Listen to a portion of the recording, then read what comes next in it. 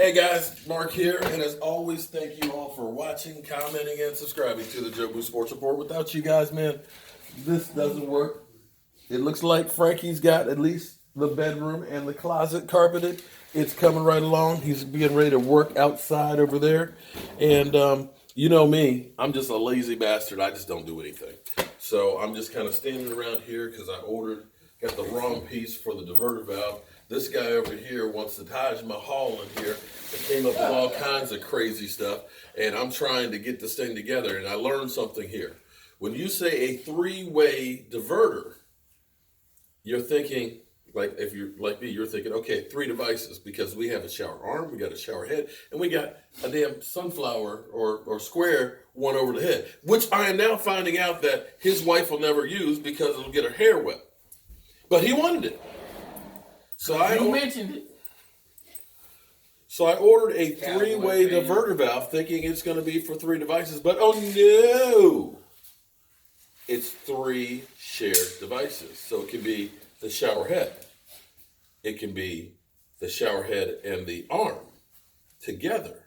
Or it can be just the arm. That's your 3. Not as in shower head, shower arm, and ceiling shower device. That's actually a 6-way shared cartridge. Now check this out. That cartridge is $140 just for that cartridge. That's not the rough end. It's not the trim. It's a cartridge about this big. $140.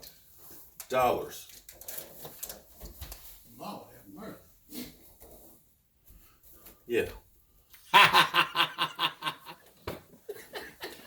So I've got to go to Ferguson's and order that while Frankie works on the carpet and stuff. But tonight, 9 o'clock Eastern, we'll be live streaming. But here's some interesting news. You know what? Today's been a rough day for me. It's Monday, and now I got to spend another $140 for this thing. And who knows when this piece is going to come in. And it's just, some days you're just not feeling it. You know, things happen and you're just kind of down in the dumps. But something is cheering me up today.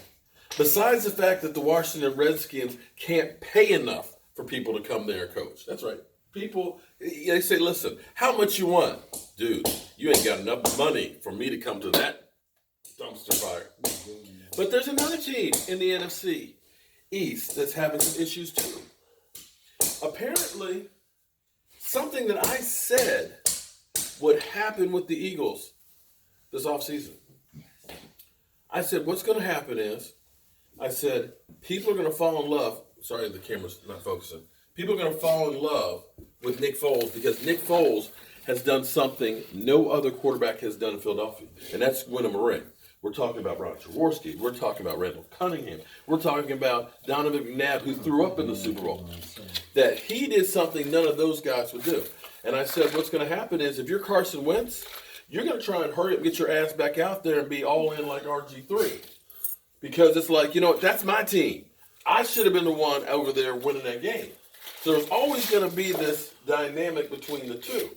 And so he rushed his ass to get back out there, and he was not really ready to go. And you could see that it changed his game because a lot of his game was actually moving around in the pocket and actually running the ball, but he didn't have that. And it takes time to get over that fear of getting those hits.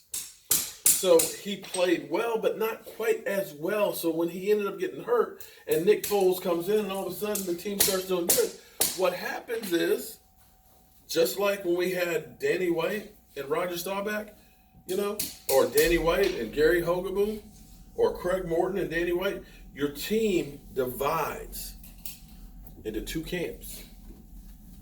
Where some guys say, man, you know what? We play better with Nick Foles. I want a ring with Nick Foles. I want Nick Foles. And now that they've gone through and said, you know what? Carson Wentz is our guy. Some of these guys are looking and saying, you know what? I'm not sure that this is the guy. That this guy has his favorites and this guy is a little bit selfish. So there's a big dilemma right now in Philadelphia. And I don't know how you fix that one. Remember, for you as a Redskins fan, you can remember Sonny Jurgensen and Billy Kilmer. That dynamic. Yep. That was Basically, it's the same. It's always, and what always happens is the most popular person on the team is always the backup quarterback until he plays. Yeah. He ain't got no stress, just like that. That's right. Because everybody's saying, "Oh, this guy stinks." That guy, we know he. Yeah. So he's a backup for a reason. He won a Super Bowl for Philly, but when he came in, he had no pressure. Right. You can play different when you ain't got no pressure. Beginning of the season, he had pressure on his ass. What happened? They pulled his ass after 2 games. Well, the 3rd game. Yep. He ain't all that evil. That's right. So that's where they are right now. So Eagle fans, strap in, buckle up. What do you think about it, Mike? They waste all that money. On what, Carson Wentz?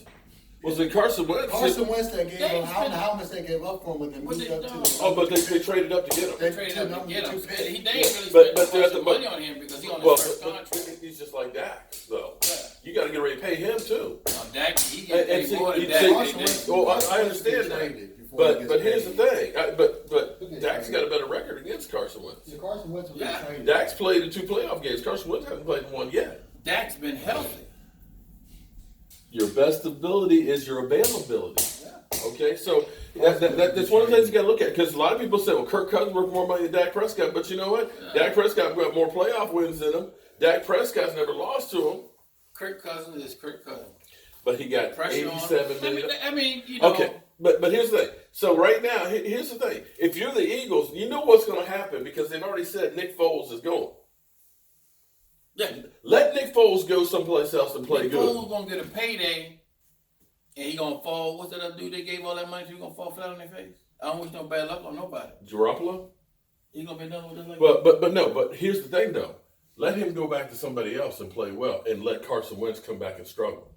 All those players in there are gonna be saying, you know what? I told you, I'm Nick Foles. We played better with Nick Foles. This guy, what you're hearing is that some of the players are saying that he's got his favorite guys that he goes to, that he works with. Well, who you say those guys that he work with stay out there and work with him? I don't know. The other ones don't listen. They might drink Budweiser. The other ones might drink Michelob. All I know is I'm happy that the Eagles are having issues here this offseason. At least, listen, I know we got Kellen Moore possibly going to become our... But you know what? I have not heard... Have you heard anything from the Cowboys about grumblings from players? No. About the quarterbacks or... Yeah, the quarterback. Cowboy fans can't stand that. No, not the fans. What do you mean teammates? No, now I say this now. Them men down in Dallas, they stand behind that. That's right. And apparently they're not. You got quarterback controversy here in Philadelphia, and you're about ready to get rid of one of them. Yeah.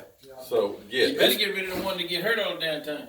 So yeah, but now I can tell you though, his brother, he sent me a whole bunch of texts and stuff yesterday. He'd been following the Joe Boo Sports Report, even though he's a Redskin fan. You know, it's funny how many Redskin fans out there. You know, Kirk, I'm talking to you. We supporting the family. Okay. No, ain't about no damn Cowboys.